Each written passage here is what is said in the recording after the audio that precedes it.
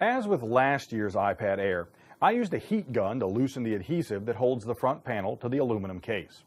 Then, starting from the lower left corner, I used a series of thin tools to gently pry the panel off. Be very careful around the lower right corner. There are several ribbon cables here that connect the front panel to the motherboard. You'll also need to take care not to insert your tools too far into the case when working along the left and right edges. Doing so could damage the display.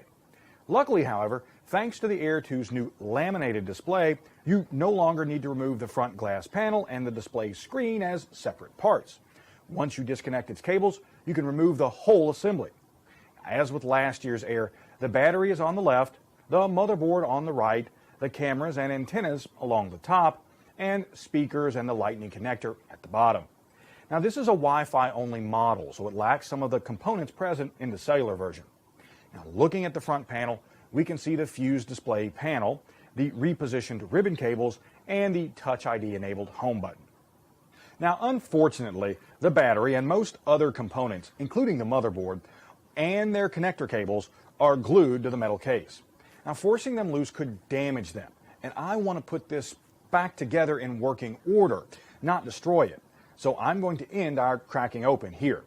That doesn't mean, however, that I can't share a few interesting facts about this iPad. Now, for starters, Apple reduced the size of the battery from a 32.9 watt-hour unit in last year's model to a 27.6 watt-hour unit in the Air 2. The fact that this tablet still has the same 10-hour battery life illustrates how much more efficient the new hardware is. Now, second, the Air 2 has 2 gigs of RAM compared to the original iPad Air's 1 gig. Now, this, along with the new A8X processor, gives the Air 2 a true performance boost.